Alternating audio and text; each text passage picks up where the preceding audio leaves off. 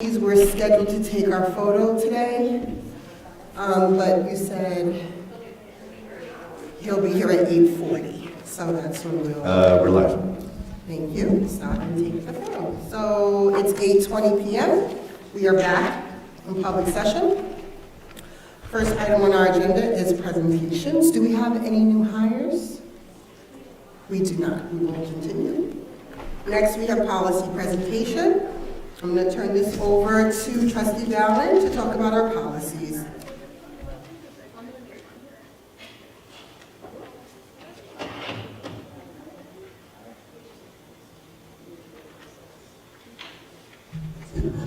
The Board of Ed reviewed policies at the last meeting, and we are now presenting them to the public for consideration and input. The first policy is policy 6150, which is alcohol, tobacco, drugs, and other substances, parentheses, staff.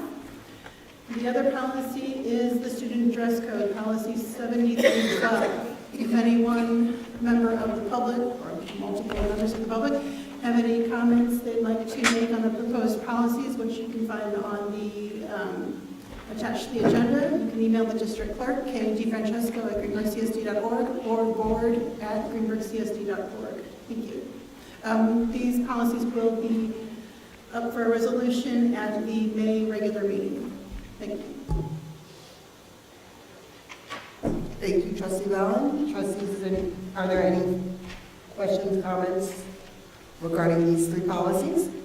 Hearing none, we'll move on. Item C3, Code of Conduct discussion. So trustees, we've been looking at this Code of Conduct. We would like to adopt and update the Code of Conduct. Does anyone have any questions regarding the Code of Conduct? We looked at some things the last meeting. We have two, yes, Trustee Warner? Okay, going to page 12.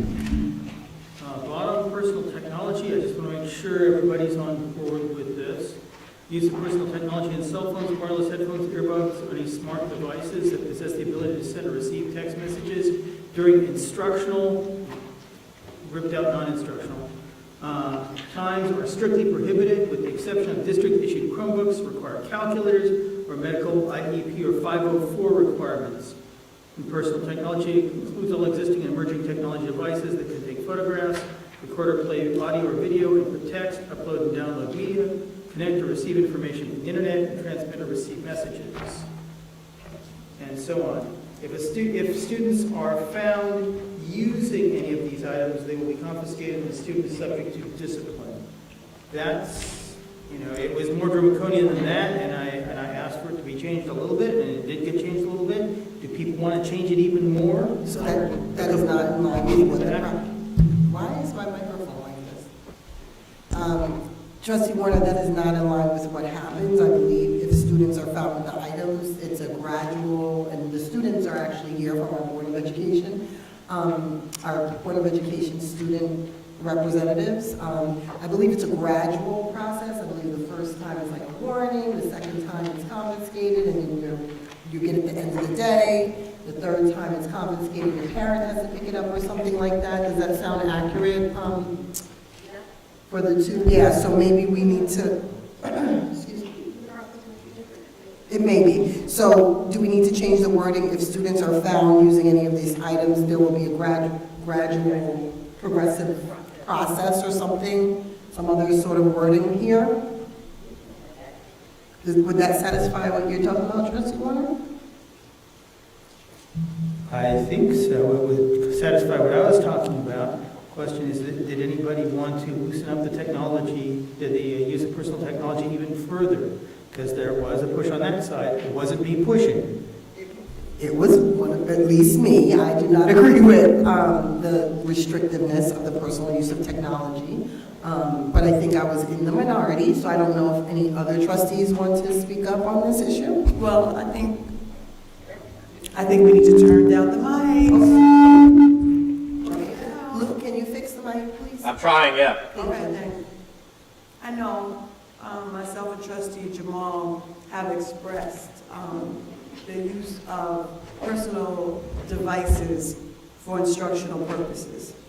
And I know we discussed, even for the middle school, finding, certain things to help them with those pouches and things like that, so that they can transition into school. But knowing it's 2024, we do need to loosen up a little bit, Trustee Warner, but we do need to figure out how to navigate it. Trustee Jacobson? Is it passing the buck if we just state that it's based on a building specific, like how the building leader is addressing it? So then that would show that there's differentiation between, let's say, Bailey and Woodlands? Or is that just passing the buck and it's still an issue? So I think if we say students are found using any of these items, there's progressive, I forgot how you worded it, a progressive process. The process, I think, is more specific at the building level when you're asking, is that just passing it on to the building level, right? Like, does that actually solve the problem? Because it can be more differentiated at the building level, or does it need to be something more encompassing because it's the code of conduct for the district?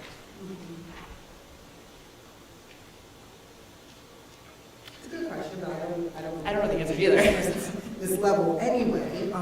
So, I mean, do we need to be more specific about primary, elementary, and secondary education with regard to personal use of technology? I think we need to just state middle high school, that they might be able, definitely high school, and we wouldn't say high school. We can identify the high school as a location where personal devices might be used for instructional purposes. I don't know how we can word that, Trustee Warner, but I think we do need to be very specific about it for the high school, but for instructional purposes. Okay, thank you, Trustee Washington. Trustee Mallon? A couple of things. One, for the last paragraph, if students are found using any of these items, the student is subject to discipline. Just keep it simple. That way you don't just say building level or progressive or anything like that. Secondly, It's the first time it's a warning, right? Right. Like taking out, they will be confiscated, just that the student is subject to discipline. So the discipline may so vary. there's a different procedure in Bailey, or if we set consequences later on in the document, I know we suggested that at one point, then it can be referred to later, because there is a disciplinary action chart, and I know we've gone back and forth on different formats for that, so that's something I'll talk about another day probably. Okay. But Yes. going back to the meat of the issue, I have to admit, I'll use the word waffle, even though I hate it. I've waffled on this over the last year, and I think I'm starting to fall on the side of, I think we need to be restricting the use of our personal devices in all of our buildings. I think that the more you build in circumstantial circumstances for when it's allowed, that it just leaves enforcement in a place that's precarious. So, We provide everyone with district devices for those educational purposes. We provide calculators, we provide Chromebooks, we provide access to shared Chromebooks if you've left yours at home. And I just think kids need to turn off that part of their brain, and if we're the 7 hours a day where they can do that.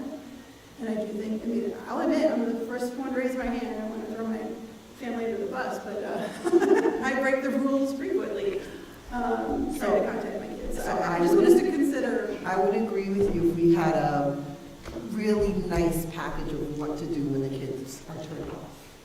And I don't know that we have that down pat just yet. Well, we have 2 students here. I was going to say, before we wrap up the conversation, I would love to hear from our Board of Education student representative. So whoever wants to go first.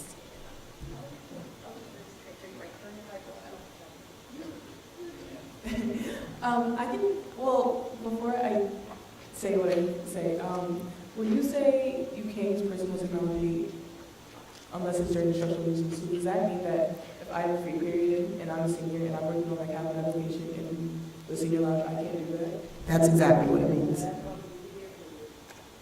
So, as a senior, I can say that I did a lot of work, especially beginning year, initiatives and doing Common App. And I didn't do that on the school-issued computer. I did it on my computer, my personal laptop, just because it's easier. I can't access my personal email on my laptop, so to go back and forth, that would just be too much. So that could present an issue for a lot of seniors next year. And I think sometimes the emails as well come in from colleges, or you have to, like you said, update certain things. Thank you. Mr. Prunus? I understand that I am a student and a little biased in this, but I do think technology is something that should be more incorporated in our education, especially in our day and age. Technology is only going to get more and more advanced, and by straying away from technology and placing limitations on students, it's only going to cause more and more backlash. I think another big instance that technology is already being incorporated in our school lives through education devices prior to us. However, I use the school phone, and considering how hundreds of students use it, the Chromebooks do have a few limitations, meaning the Wi-Fi. I currently, having one tab open, will spend minutes waiting for the tab to load. And I understand that it may just be the Wi-Fi, but it's something that's, even if it's fixed, it's still something that can be an ongoing issue. And then also, in majority of my classes, even if I know that the phone ban is something that has been in place for a while, but even in classes, phones are something that we have been using to help us. I know in some classes we were asked to take out our phones to help. Teachers tell us recently, I was working on one of my internal assessments for IB, and I needed to use my phone to look up my research, as majority of the sites on our district devices are banned. So even if they're educational, we are unable to go to these educational websites, et cetera, to access this content. So I feel like overall, technology and overall, just our personal license is something that we should start implementing more instead of straying away from. And so thank you, that's helpful. I see you, Trustee Jacobson. I just want to not forget to explain to at least the student board members the reason why this came to fruition, and why it's the adults feel like it's necessary to do some restriction. Is because there's a ton of videos, a ton of inappropriate taping of other students, of staff, of incidents, posting, making fun of people, which I'm sure you guys are very well aware of, poor judgment. I heard Trustee Washington say maybe the high school, because maybe the poorer judgment might be in some of the younger students that haven't fully mastered the use, but sometimes high school students as well. So that's kind of where, we end up pushing back in the other direction. But I do, just so that, it's fair to understand both sides. And Trustee Jacobson? That's actually where my question comes for both of you is, what are your thoughts about personal electronic devices at Bailey and the middle school? Because there's a different level there, and there's a different level of access and maturity there, and I'm curious about your thoughts on that too. I can say that at Bailey, they don't need personal technology. I don't think so.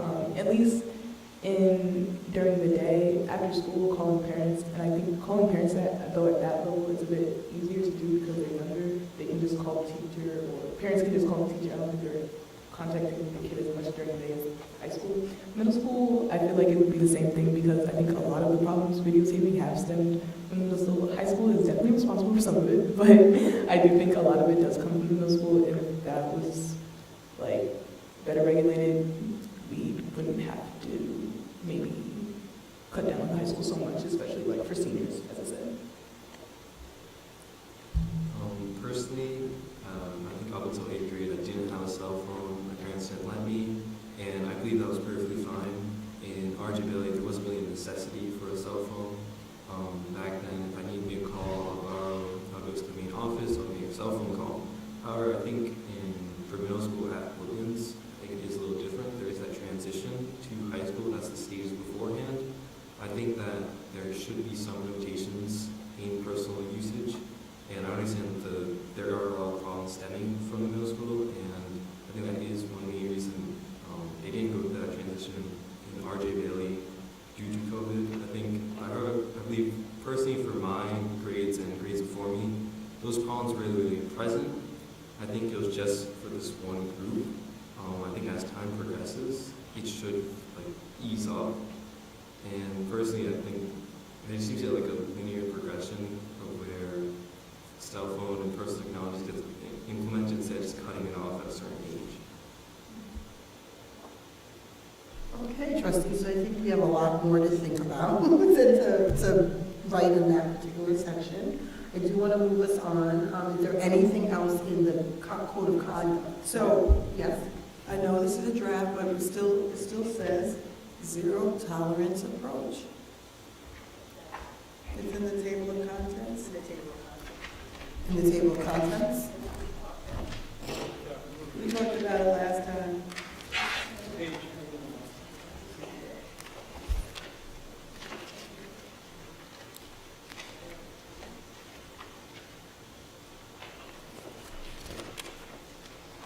Okay.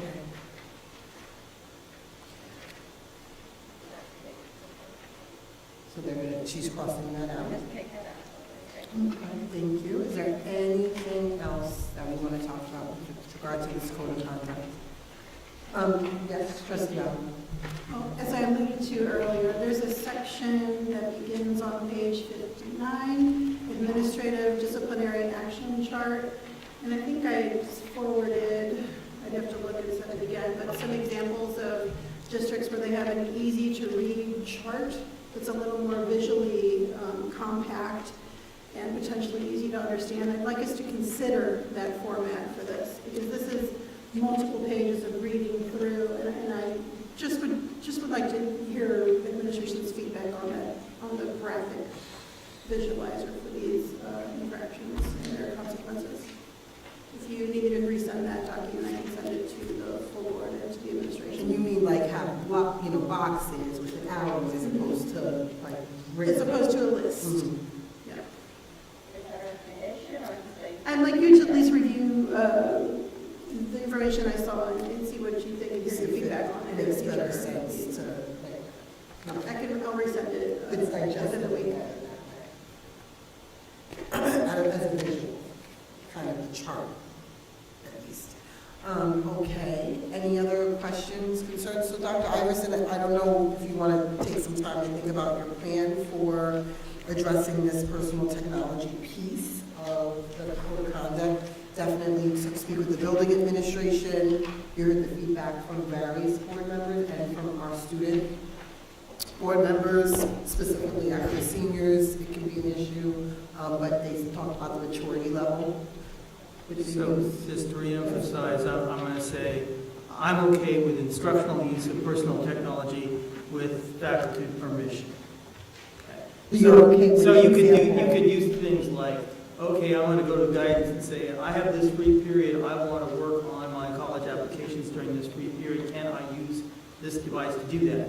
And they can grant you permission to do that, and that block you can do it. I have recollections of getting, before all of this came down, of getting a student to register to vote using their personal device. And I felt like that's an important civics lesson. And so now we kind of like shut things down that we shouldn't. But yes, instructional use with permission from faculty. Thank you, trustee Warner. Okay. Next, does anyone else have a comment about code of conduct at all? We'll move on.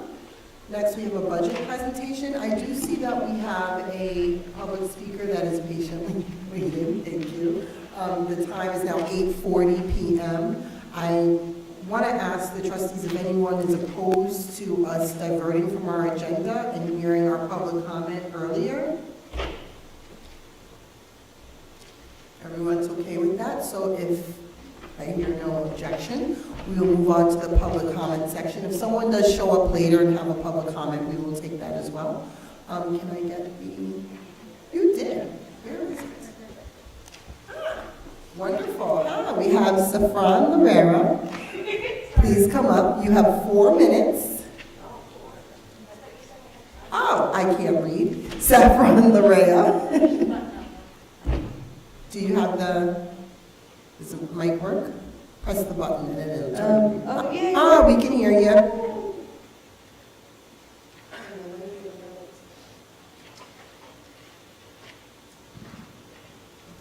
Whenever you're ready. Okay.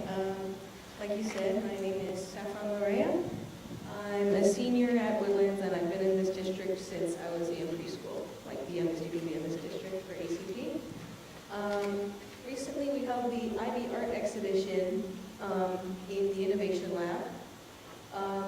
IB art is split into 2 levels.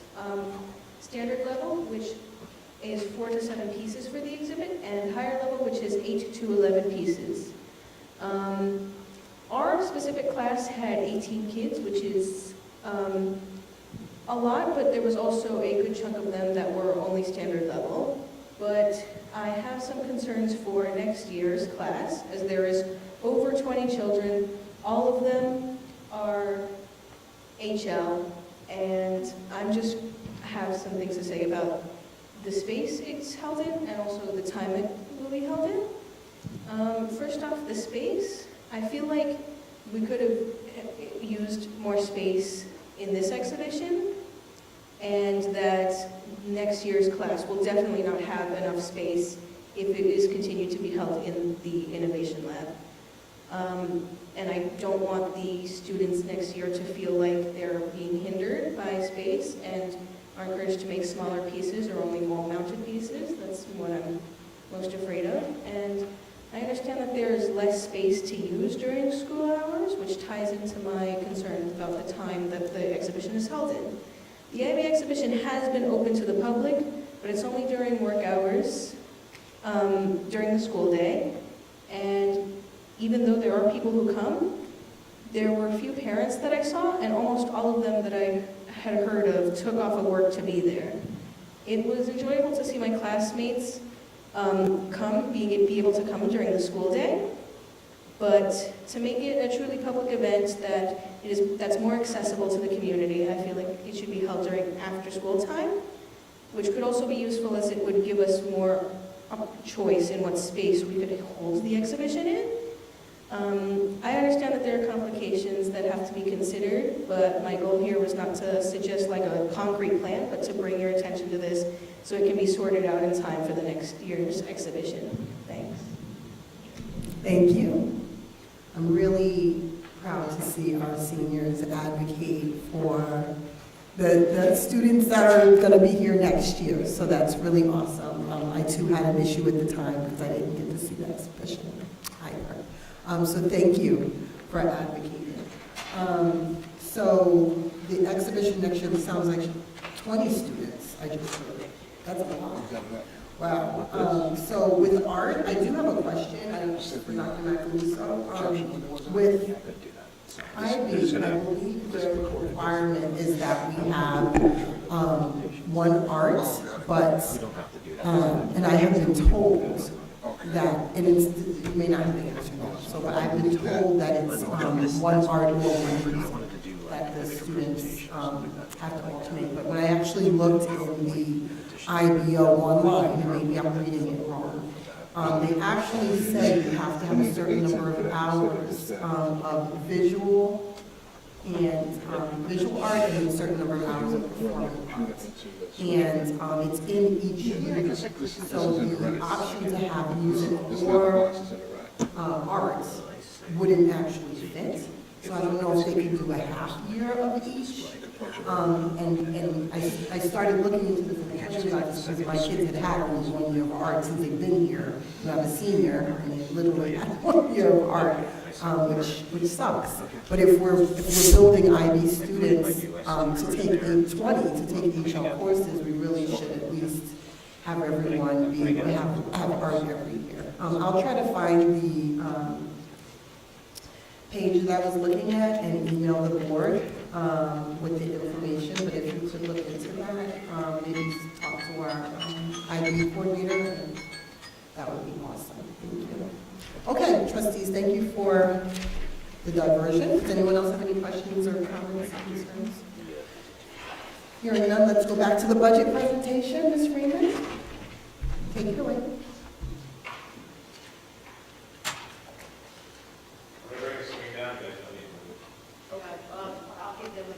Thank you.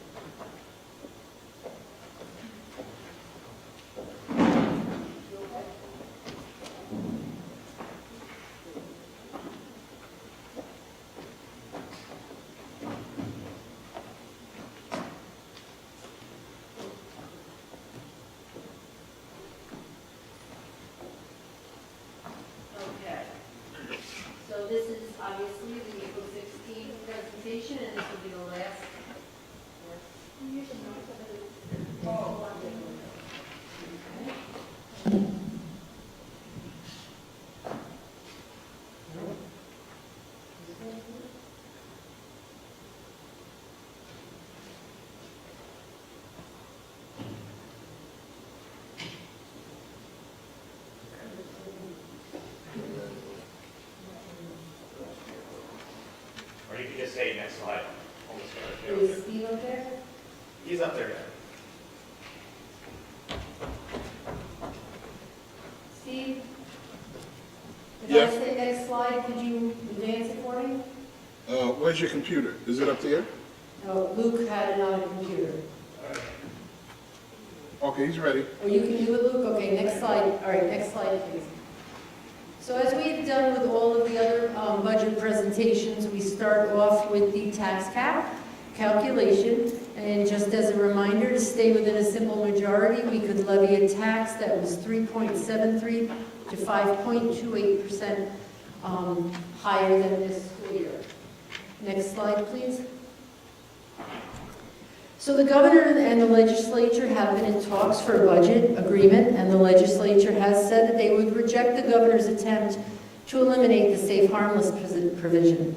This would ensure that districts will not receive a cut in their aid, and it would restore the safe harmless provision for the foundation aid to Greenburgh Central School District and all other school districts in the state. If you remember, we have already included our safe harmless provision that was from last year into this budget in anticipation that this would happen. At the Finance and Facility Committee meeting on April 4th, if you remember a previous meeting, the March meeting, which we had the board approve on March 19th, it was a recommendation from one of the committee members that this safe harmless amount, we apply half to the tax levy and half to the capital interfund transfer. At the next Finance and Facilities Committee meeting, it was also suggested then that we try to reduce the tax levy by 1% to bring it to 2.71%. Next slide, please. So in order to do this, we needed to cut $651,917.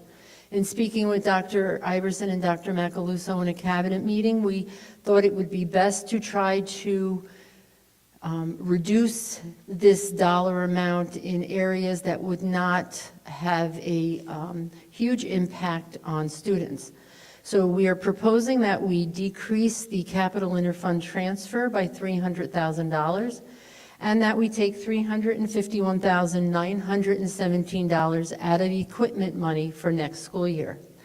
This would bring the budget to $80,567,747. Next slide, please. By function, you'll see here in red that this affects the interfund transfer line, and it would affect the instruction line is where we took the $351,000 for equipment. I was asked today by a trustee what equipment did we take out. We only took $351,000 has not been earmarked. I kept restored in the budget all equipment that was budgeted under buildings and grounds and partially of what was put under technology, budgeted under technology. The remaining money is in a district-wide code and will be used as needed during the school year. Next slide, please. So where would we spend the $500,000 for technology and security upgrades? At the last Finance and Facilities Committee meeting on April 4th, here is a list of the items that Trustee Warner had the committee prioritize. It is recommended by the superintendent that we concentrate on indoor and outdoor security cameras, a Verizon repeater, which would be free because we are a Verizon customer, and electrical upgrades and sound in the auditorium. I was then asked, Chrissy, you could pass that out for me, please. I was then asked, or Dr. Iverson was asked, and I, a series of questions about cameras, radios, and exterior doors. We currently have 113 cameras. The justification for the 102 additional cameras that were proposed is to outfit all of the schools in different ways. R.J. Bailey has an entire floor that does not have cameras that we would like to get outfitted. There are many stairwells that do not have camera coverage, and most stairwells need several cameras facing in different directions. This is because, unfortunately, events do happen in the stairwells, and currently there is not enough cameras there. The priority of cameras, if we were to reduce the number of cameras that we would get, let's say we reduce it from 102 to 50 cameras, then Dr. Iverson, Mr. Pugliese, the principals, and all of their SSOs would get together, and we would try to prioritize where that they are needed the most. Can't exactly tell you where now because that meeting hasn't occurred. Radios requested are 157, and that is because the elementary schools are asking that every person in the school basically has a radio. They would like to make sure that every teacher, teacher assistant, security does have radios, and buildings and grounds also does have radios. But the large number is because the elementary schools would like to make sure that all of their teaching staff have radios. Some of our radios are outdated, and over the last several years, where we could afford it in the budget, we have begun to replace some of those radios. Those are radios that would not be replaced at this time. One second. Exterior doors, we could decrease the number of exterior doors, but again, that would then have to be prioritized in a meeting to see which doors are the worst that need to be replaced first. Trustee Washington? In reference to radios, I just feel that radios shouldn't even be part of our budget.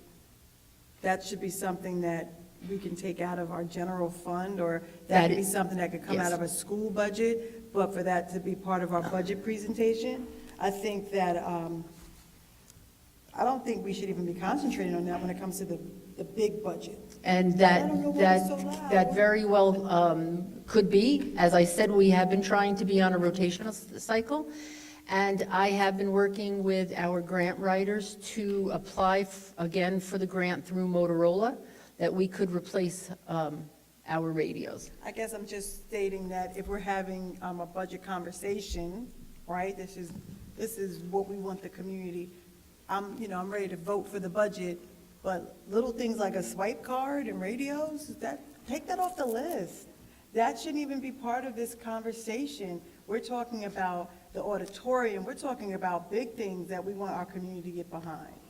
So, like the bathroom upgrade, yeah, but radios and swipe cards, that should not Definitely be part of this budget presentation. can be done within the buildings and grounds budget. Yeah. We would just continue the rotational cycle. Yeah, take that out. Correct. Next slide. Oh, any other questions on this slide? It might also help, even if it were to be like safety and security communications, improving communications as a way to present to the public, rather than saying like just radios or even swipe card access, Okay. like safety and Yes. security access. You don't necessarily have to say what it is. Okay, thank you. That's Thank all. you. Just the way that people hear it, yeah. Certainly, yep.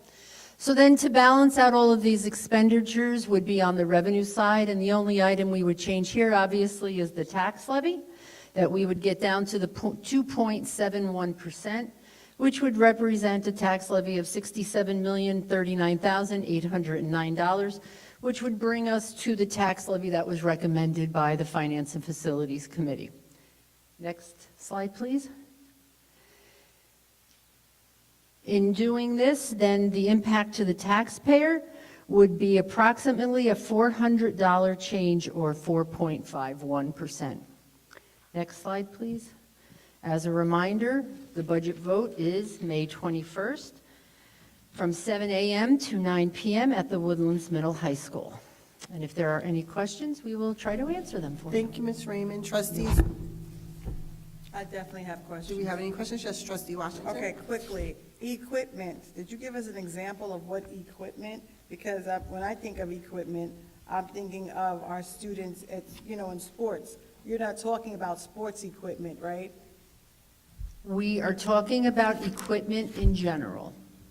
Okay, but what does that mean? It's an example. Yes. It's an example. So we budget 600, we had budgeted 600 and We have not earmarked, that's what I'm trying to say. We have not earmarked. Okay. It will be on a, I don't want to say emergency basis, I don't want to say as a first come, first serve. It will be based on as needed. Okay, because I just want to put forward that I don't, my personal one vote does not want it to come from our students, because you did say. Correct. That we are trying not to touch our students. So when it comes to student equipment, because I know we're getting better in our athletic department, I would like that to kind of stay with our students.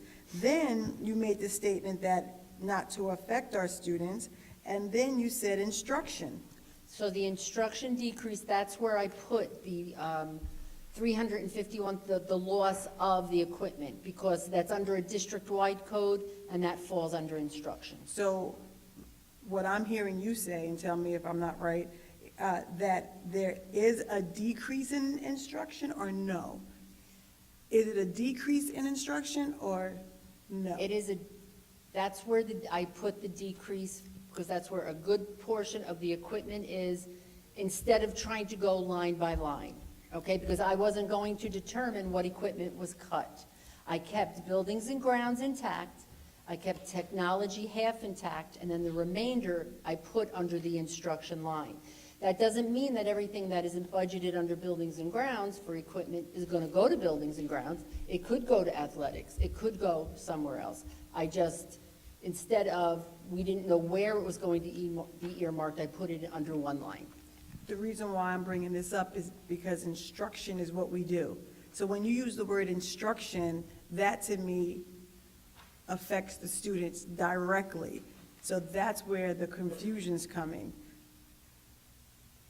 Okay, I understand. I could take it out of buildings and grounds instead. I could make it that line. Because if we're making a Sure. statement that we're not affecting students directly, instruction is. Correct. Okay. Okay, so thank you for that. 'Cause Yeah. that kind of, and then I think I am finished.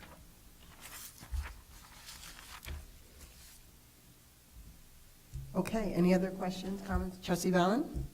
So just to be clear on the process, tonight we're adopting, or it's for us to adopt the bottom line number of the budget, correct?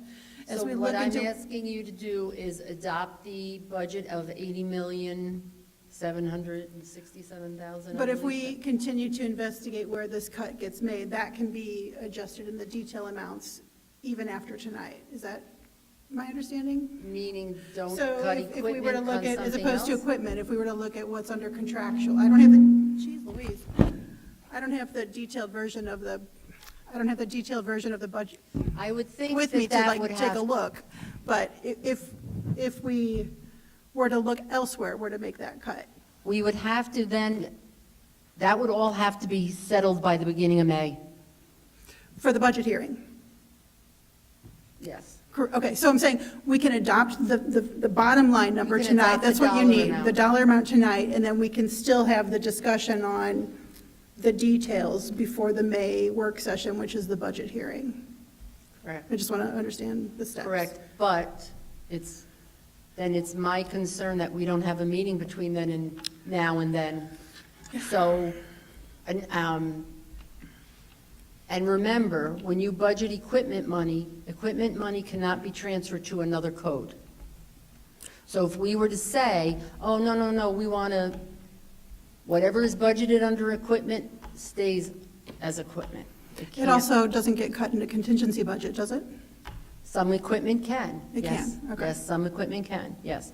And then as far as the capital interfund transfer is concerned, I was speaking with Trustee Warner today, and I believe, and Carol, you could correct me if I'm wrong, I know that capital interfund transfer, you have to tell the taxpayers what you're going to spend it on. Right. If we state that we're going to spend it on security and technology upgrades, and that could include any one of these things, we are still deciding on it. I think that would satisfy telling the taxpayers, we got this money, we can't tell you specifically because we're still deciding on it, but it's going to be for those purposes. I think that would be okay. Okay, thank you. And I do see, again, you've showed us over the last month or two that BOCES has decreased, but I'm just wondering, is there any So- additional savings we can find in that BOCES, or is that assigned to us? No, that's not assigned to us. Those are all COSERs, and those are COSERs that we would sign up for. If we don't need a COSER, then we don't, I mean, obviously it can be eliminated from there. That would be something, though, that Dr. Iverson, Dr. Macaluso, myself, Mr. Giarusso, Mr. Pugliese, because a lot goes through that with some of the buildings and ground stuff, we would have to go over and look at. Okay. But remember then that if that service is needed, we would then have to go to an outside agency, so it almost kind of would be swapping money, Right. if it's needed. Like And remember piggybacking on the too, state if we as opposed sign up to for a BOCES. COSER Mhm. and we don't use all of it, we get in a refund in the next year. Gotcha. So, Okay. Thank you. you're welcome. Okay. Any other questions, comments, and concerns? Hearing none, we're going to move forward. Next item on the agenda is adoption of the 24-25 budget. Can I get a motion? I move that we adopt the 24-25 budget as presented. It's been properly moved and second. Is there any discussion? Hearing none, all those in favor? Aye. Any opposed? Any abstentions? Motion carries. The budget is now adopted and can be presented to the public. Next, we have item D2, real property tax report card. Can I get a motion? I move that we adopt the real property tax report card as presented. It's been properly moved and second. Is there any discussion? Hearing none, all those in favor? Aye. Any opposed? Any abstentions? Motion carries. Just for reference, the time is now 9:03 PM. Do we have any committee reports this evening? Yes, Trustee Alon? I just want to mention the next Wellness Committee meeting will be Thursday, April 18th at 12:45 PM here at Woodlands. And I would just like to briefly thank everyone that was on the Wellness Committee for a tremendous amount of work putting together recommendations for the bid for the food service management company. I don't even know how many meetings we had, but we had meetings almost every other week since about December. The commitment was wonderful, and I think we got some great work done. So thank you to everyone. Thank you. The next, goodness gracious, the next community engagement and communications meeting will be held next Wednesday, and it will be held at Town Hall in conjunction with the art show. So looking forward to seeing folks there. It was fantastic last year. I'm sure it will be this year. Come out and see our students' talent and join us for the community engagement committee meeting. And that's April 24th. And what time is the art show start, guys? 5? 5. It's 5 to 7? So then the CEC would start at 7. Okay, and Nettie Jackson. And the Nettie Jackson Award winner, we've had a bunch of folks do incredible things for the district, and we award one person every year. As Nettie Jackson was someone who did amazing things for the district, we in her honor, we award one person a year. I am currently looking for 2 judges from the community in order to help decide who we should well, I'm looking for nominations as well as 2 judges. So once you can send the nominations to jthomas@greenburgcsd.org. That's jthomas@greenburgcsd.org. And if you're interested in being a judge, you can also email me and let me know. Thank you. Thank you. Yes, Trustee Washington? I'm just going to quickly say we had an education committee meeting the day of the solar eclipse. That's right after. And we had a wonderful turnout. Dr. Macaluso shared our middle of year data from iReady to MAPS, and we had really great discussion around the data usage, professional development for our teachers. We really want to pour back into our teachers. Also, we had conversation around New York City Reads, and we are going to see if we can have one more before the year ends, and we will give you a date at the next board work session. Thank you so much. Thank you, Trustee Washington. Any other committee reports? Hearing none, I'm going to move on to, oh, Trustee Warner, I'm sorry, I didn't see your hand. I have 3 committee reports. Oh, did you see, okay.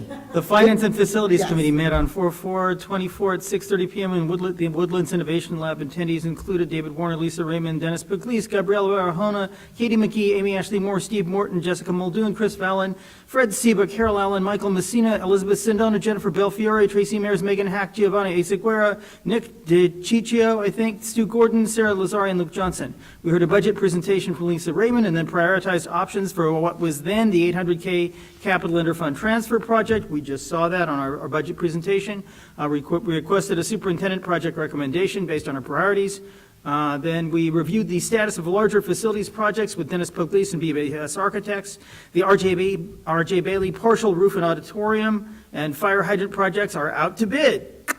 The energy performance contract, Woodlands roofs, tennis courts, track, Bailey flat roof, and high view window walls at NYC are at NYCD for review.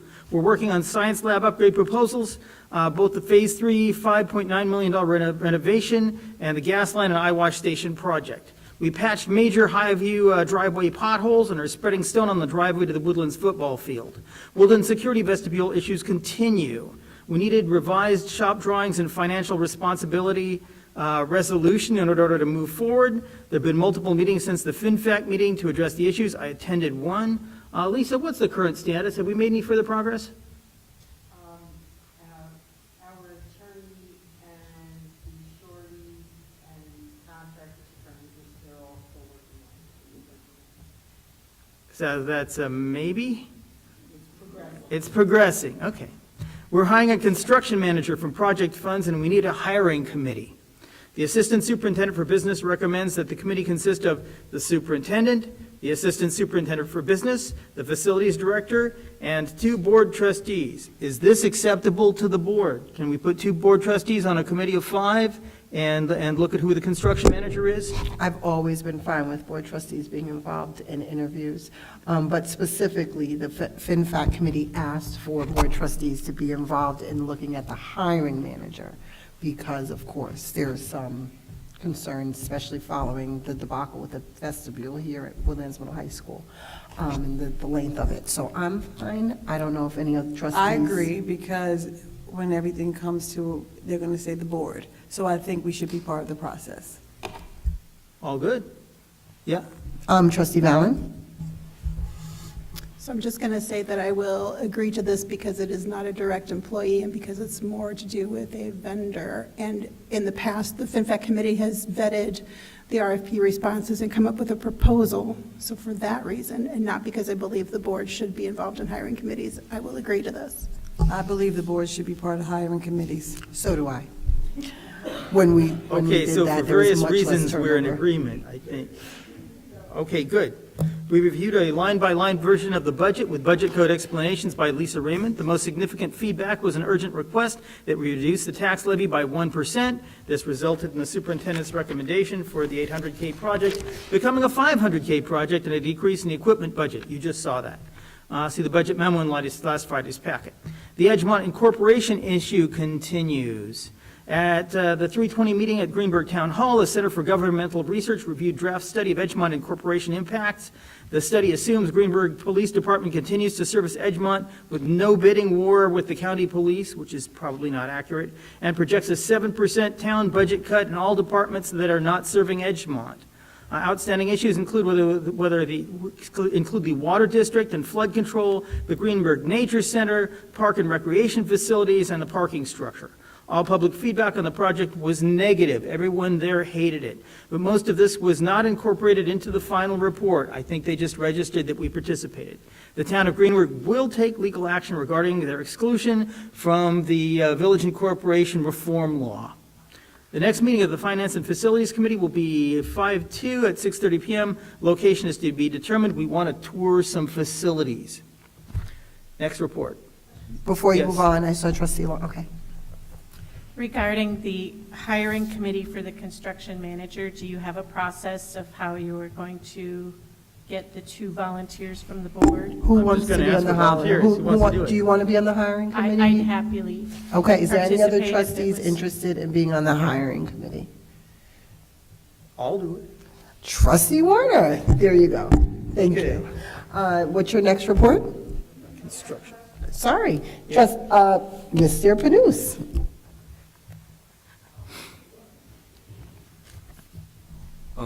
I heard that was mentioned that the tennis and track courts, they're currently under review. So I understand that the date is planned is probably uncertain, but there was a few questions that the students had about the tracks and tennis courts. One of the questions was just mainly about the specifics of the track and tennis courts. They wanted to know how many lanes would be on the track, how many courts will the tennis courts be, and I heard that there was a background made by Mr. Washington's IB Fitness and Health class about the materials and the effects it could be on the athletes using the track and turf. So I wanted to ask what material was decided for the track to be made out of, and also will there be a turf included in the plan? As the turf is used for both soccer and football, and the field that we currently have has those things. So I'm wondering or the students are wondering if this is something that will be planned for the next track being made. Okay, I know the answers to some of those questions. There should be 8 lanes on the track. I know the surface will be rubberized, so they won't have the shin splint problem anymore. I don't know exactly which brand of rubberized material, but there will be, it will be a modern track. I don't know how many tennis courts there are. I know we went back and forth between using the base set of tennis courts that we've got now and trying to add an additional court into that space, but it might only fit a pickleball court instead of a regulation tennis court, so I don't know the resolution to that. I know that we're out to NYSED for review, and whatever comes back from that after they haggle a little bit, we'll know. Turf is not included in the project. That's got to be a separate project. That's further on down the line. So yes, the AstroTurf is wearing out, and we've got to do something about it. But it's not there yet.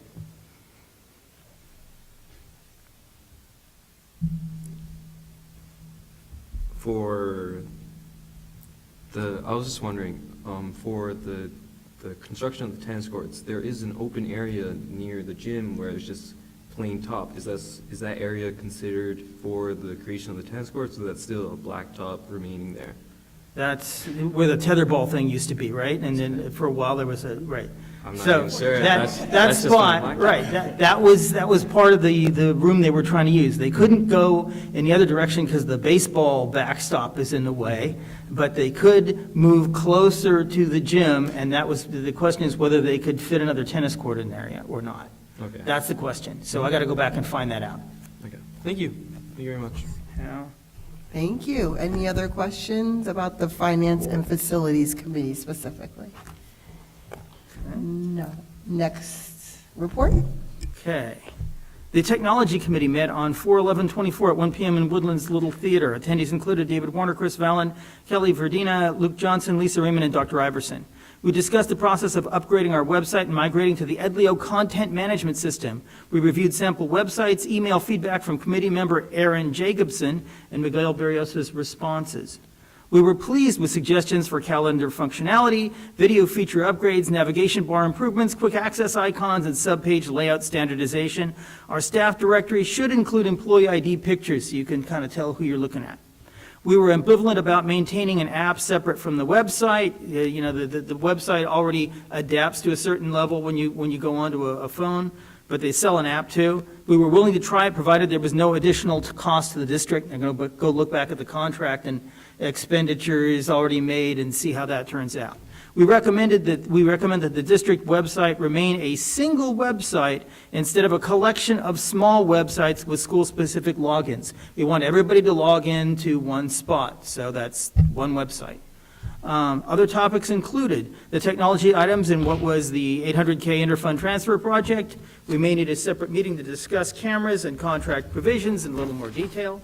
Options for Raptor pre-registration to allow quicker sign-in at crowd events. So there are ways to print out the tags in advance, match the picture on the tag to the person, and go forward from there. The status of our one-to-one device take-home program. Students are responsible for their laptops, so switching laptop users every elementary school class period is not optimal, and so I think they pushed back on doing that. Issues with in-class and remote usage of HAPR, and we're going to go over that in more depth and detail. I think there was a problem where somebody logs in remotely, and then they go to school, and then the HAPR, they do a shutdown, and then it goes out to where the parent is sitting there on the home laptop, and the thing suddenly shuts down. You're like, what happened to my stuff? That's what happened. Okay. The next meeting of the Technology Committee is being rescheduled since there's a conflict with the 1 p.m. safety plan meeting on 5/16. We're working on a new date where we have a big enough opening. We'll keep you posted. Any questions, comments, concerns about the Technology Committee? Hearing none, what's your next report, Trustee The Bowman? Safety Committee met on 4/11/24 at 5:15 p.m. in the Woodlands Innovation Lab. Attendees included Tracy Mears, David Warner, Kiana Washington, Lisa Raymond, Dennis Pugliese, Fernando Santos, Tiara Steinbeck, and Will Washington. We discussed current status of Royal Coach staffing. We now have 2 driver positions and 1 bus monitor position unfilled. That's not as bad as it was at the beginning of the year when we had 5 driver positions we were short. So it's improved. It's not all the way there yet. Methods of salvaging the security items in the now $500K capital transfer project. So you heard some questions here tonight, and we had similar ideas. We were looking at the safety items in particular and trying to figure out what to do about them if we only have $500K and it's not going to make its way all the way down the list. We're working on a grant for radios with CLPS. Lisa already said that. Swipe card access point, $15K, could be covered in the regular budget. Kiana said that. We can prioritize exterior doors project to cover primarily elementary schools. So they looked, so some of the administrators in the room said, hey, RJ Bailey doesn't have very many doors. Why don't you go, there are 42 doors at Woodlands, but if you've got limited funding, go after the elementary schools first. So depending on how you want to put things out, you could do that. Bathroom upgrades can be lessened to free up funds. An example of a relatively inexpensive fix was to be replace the compost urinals. Art wing breezeway awning. We could lessen the need for an awning by installing a camera and a remote buzzer at the art wing door, similar to the one at the breezeway door. So then you go to the art room and you can't get in because the door is locked, and so then somebody can see with the camera and then they just buzz you in. So you're not standing in the rain like you were. You don't have an awning over you, but you can get in. Vape detector system status, we went over that in a little depth. And then access to buildings. Administration is distributing limited access cards for substitute personnel so they can do their jobs while the doors remain closed and locked. We increased security staff in January, and we're working on implementing a swing shift for security personnel to cover after-school events. Workplace violence prevention survey results were included on our Friday packets. That's pretty lengthy. We can go over that. The next meeting of the Safety Committee is a combined meeting with the District-Wide Safety Plan Committee, which is chaired by Lisa Raymond. We're meeting May 16th from 1 p.m. to 3 p.m. in the Woodlands Free Low Center. That's it. Thank you, Trustee Warner. Did you have something, Trustee Valley? But you have your hand up. Because I feel left out, so I will report on the Governance and Policy Committee, which is incredibly exciting. 2 sentences. We continue to look through policies and work through the backlog due to COVID, and we've begun looking at the format of the reports that the board receives for attendance to see how we can change them around so we get a better use out of them for our oversight. The next meeting of the Governance and Policy Committee is on May 13th at 5 p.m., when we will probably take more of a deeper dive into the policy and related procedures around attendance. Thank you. Thank you, Trustee Valen. Any other questions, comments, concerns on committee reports? It's now 9:20. Due to time, I'm going to table my board president's report, but I do want to allow space for our Board of Education student members. If you guys would like to make any sort of report or share any information, I'll open the floor to you guys at this time.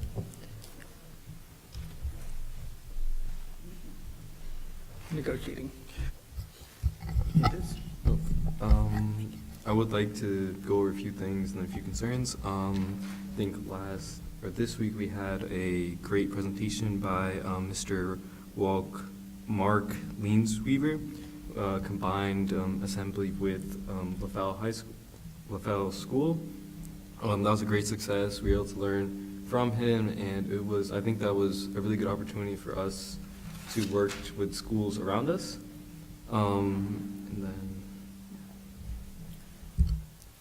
So just for senior class, upcoming things, tomorrow we have our basketball teachers versus students game. It's $3 for entry. I know Ms. Mares was helping us with promotion, so thank you for that. I saw that email this morning. And next week we have our spring fling. It's on the Friday, the 26th, I believe. I'm not sure about that date, but it's only for students, but you guys can support from home, so. Thank you. and I'd like to go over a few concerns and a few updates, mainly the water fountains. I understand at the last meeting that I brought up a few concerns, but I feel like the most pressing was the water fountains. Mrs. Sparkins and I went around the school and looked at the different water fountains, and we found out that only 3 of the 7 water fountains are up to standard. And we looked, 2 of them are the ones outside the auditorium, ones that are not mainly used by students. One of them that was very bad was the 2nd floor main water fountain.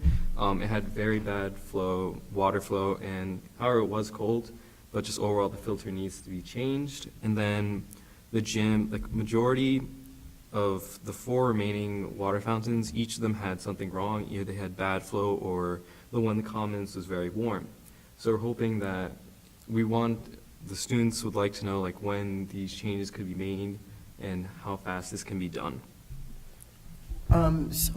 So I'm a little perturbed because I thought I heard a trustee kind of give a really strong declarative statement that the filters need to be changed immediately, and I thought everyone was like, yeah, definitely. Do you guys remember that at the last meeting? So I don't know what happened. I'm looking to Ms. Raymond, Dr. Iverson on that. That was 2 Water weeks ago. system alerts when a filter needs to be changed, and all filters have been updated, and they are periodically. So they have been changed, and they are current. The reason why there is warm water that comes out of them is because students and staff are filling up their water bottles, but they're filling up very large water bottles in some instances, and it holds a reservoir of water that gets cold. When that is exhausted and the next round of water comes in, it needs time to refrigerate. So if somebody is right behind something and the reservoir has been exhausted, the water is going to be not as cold as I think you would want it to be. Yeah, so Trustee Jacobson?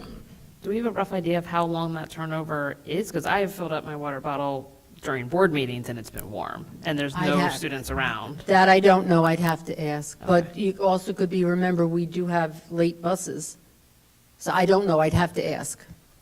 So, yes, Ms. Renus. I would like to mention that we checked the water fountains right before the meeting happened, and the water fountains on the students' floors, I'm sure were not used for a few hours. And the main thing about the temperature, only made the commons water fountain is the one that had problems with the temperature. Overall, I understand that the filters are up to date, but the water flow itself, you would have to spend more than maybe 5 to 10 minutes filling up your water bottle. And going in from a transition from classes, coming out from outside, especially since we're getting to warmer temperature, I feel like there needs to be a little bit more of an increase in water flow to make the water fountains a little bit more accessible and usable. Trustee Warner, are you saying something? The fire hydrant project, right? You know that the water that's flowing here is supposedly enough to run the kitchen and actually get some water to the fountains and flush the toilets, but it's not like it should be for all of our fire hydrants to do what they're supposed to do. And so we have a project that has been approved by NYSED, and we're getting ready to go out to bid for that. Okay, so the hope is then that as a result of that, there will be more water pressure. So we'll see if that makes a difference or not. I'm not sure, but we're working on getting more pressure, so there'll be more pressure available. So the other thing that I'm also thinking, because the water filter, especially in the commons, do we remember when that was actually purchased? Because I was still a principal at Bailey when that was put in, so I haven't been a principal at Bailey since 2018, so maybe we just need to upgrade our equipment. We might need to buy a new water filter, because sometimes, you know, technology progresses and things get better. So I'm just in my wondering phase of, can we purchase a newer model for our students? Because the one in the comments, unless I'm wrong, I remember when it first came in.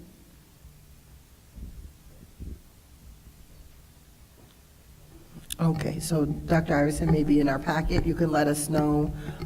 Yeah, that, I Right, think, and just make sure it's not the same one from like 2017. and especially when we, you know, had this whole issue with Aramark and the food, we at least want our kids to have water and access to water.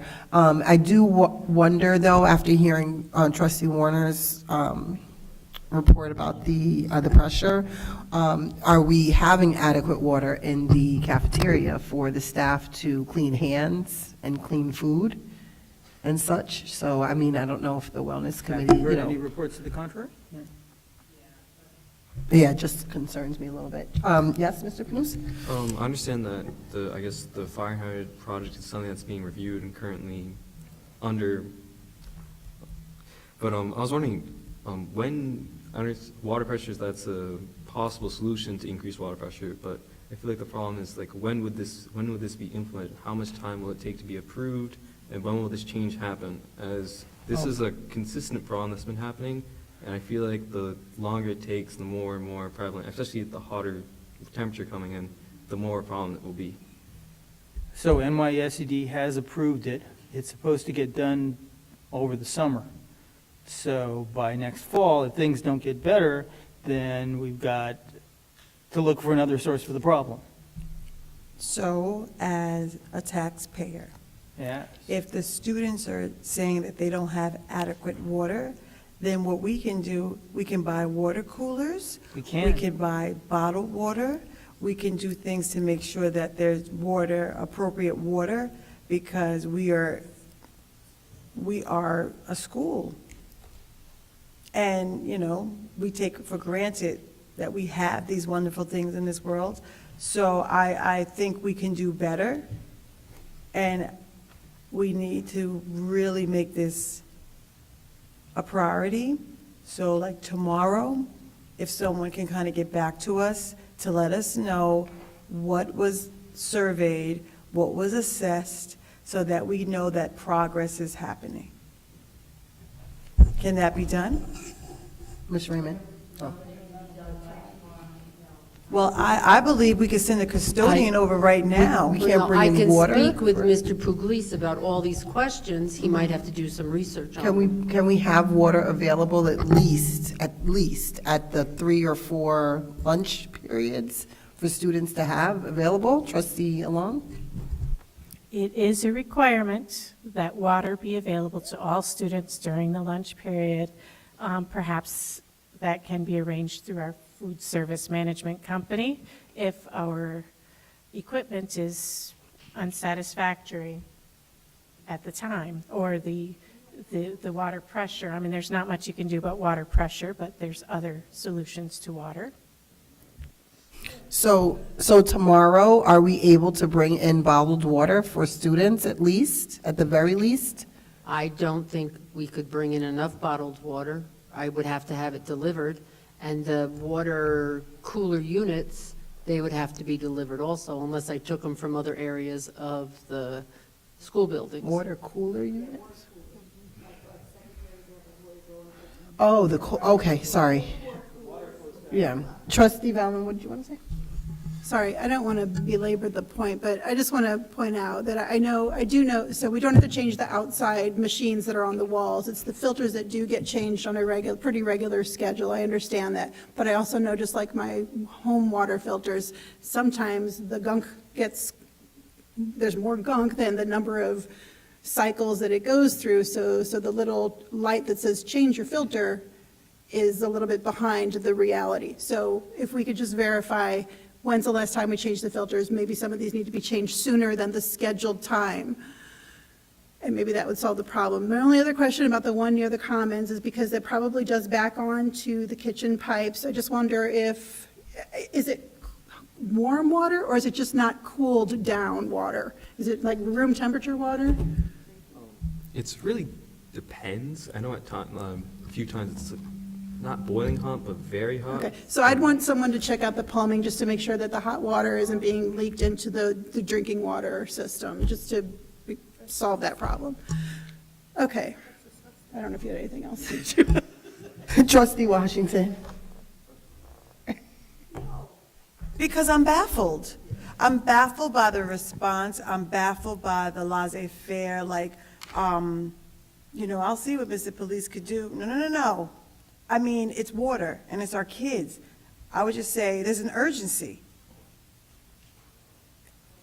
I'm So trying to keep my composure. do I need to go to BJ's and get some water bottles for tomorrow? Can someone make sure? But even there's- if he I don't just understand. checks early in the morning Yeah. and gives us a report of what's going on, I think that's a great start, because we're just saying, make it a priority to check, and just to check the purchase orders of when that was purchased. That's all I was saying for tomorrow morning, and then like come up with a plan to make sure, because if it made it to Channel 12 News, then we're all running around like, chickens with our head cut off because it's on Channel 12 News, but it's here. So we need to have a little bit of urgency, because these are our children. And they're literally telling us that there's a problem. We do have urgency, we'll meet tomorrow morning. No, I'm not talking about you, Dr. Iverson. I was just, okay, so thank you. You'll make sure it's urgency. All right, thank you very much. I appreciate you. Thank you, Dr. Iverson. For the filters, but also making sure kids have water at lunchtime tomorrow. That's the part. Okay. Thank you. Okay.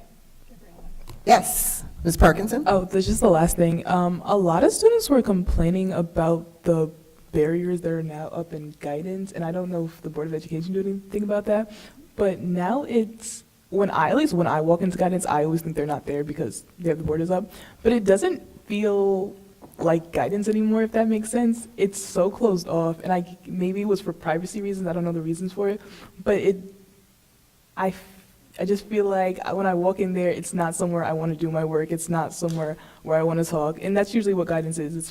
You literally can be anything. But it's odd, is the best word I can say it. And it's like, do we have to keep them? Yes. We have to keep them? Cool. Mm-hmm. Yes, there is a place there to make sure there's more confidentiality. Okay. Yeah, Mr. Panous? I understand that confidentiality is something that's very important when it comes to guidance, but I feel like the whole environment has changed. As I feel like the guidance counselor is someone we go and talk to. It's turned from that environment where we just walk in, we see them, we all talk to them, to more of an office-like setting. And it gets to the point where I don't even know the guidance department's there. I have to walk in, check inside the cubicle and see if they're there. Sometimes I feel like that might be me intruding, say if they're having a meeting or they're on a phone call. So I feel like the environment itself has changed to the point that it doesn't feel the same like this old guidance department. And I don't think there was ever a problem mentioned by the students about the guidance department. Okay, so I think definitely we have something to talk about with regard to that, and because that falls into climate and culture. So what is the climate and culture of that department, and how to, we hear you guys saying that you want to get, I guess, back to more of an open climate and culture there. Okay, Trustee Valen? You're moving. Oh, okay, yes, Mr. Panous. Sorry, one last thing. This is something that students, as the temperature becomes warmer, air conditioners, it's something that's very important, especially a few classes, they have the heat blasting. Even if the heat's not on, it feels like an oven. So we're wondering if ACs can be checked. ACs are being used now anyway. Some are very loud, it's very hard to hear teachers. Some of them don't even work very well, so we're wondering if that's something that can be checked upon and prepared for the upcoming weather. Okay.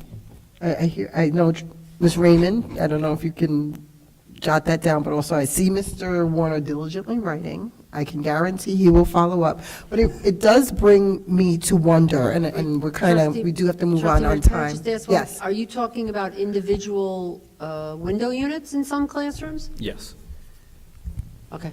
Does Mr. Smith have a list of what these rooms are No. that need to be looked at? This is more of a general because this is more a general inquiry as a few classes do work, but then there are specific problems to a few classes. I know one was, I'm sorry, I don't know the room number, but Mrs. Citro's classroom especially gets very hot. That's second floor, third floor? That's third floor. It's near the middle school science. It's the science department. Okay. It gets very hot. Even when we need to open up all the windows. We have the AC on at times. AC I don't think works very well, so it just gets very hot. We take off sweaters, and just as it gets hotter and hotter, it just gets worse and worse. So we're just wanting something. I to check. think if you guys came up with a list of rooms and gave it to Mr. Smith, that would be, we could check those Yeah. out. Okay, well, Because we'll look they into could that. be old units. It sounds like to me there's a need for maybe a slight shift in processing and hearing back from the students.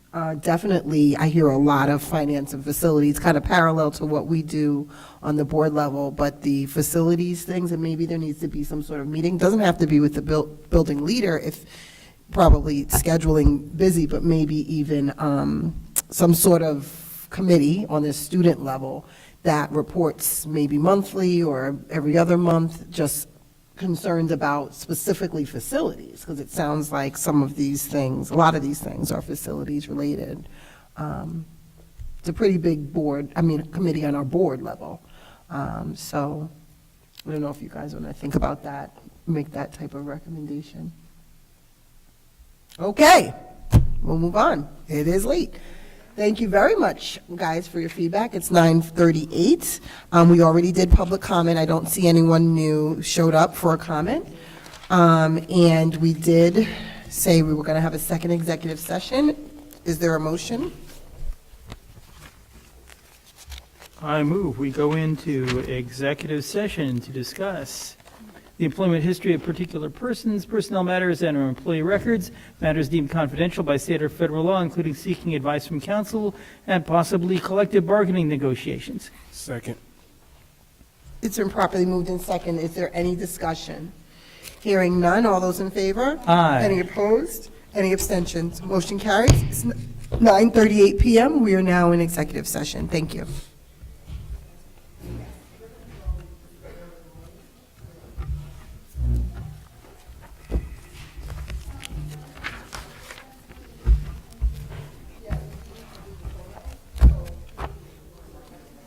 Oh, yeah, you want to be in the picture. So trustees, we should be doing a photo with the students and all of our administrators. Then we'll do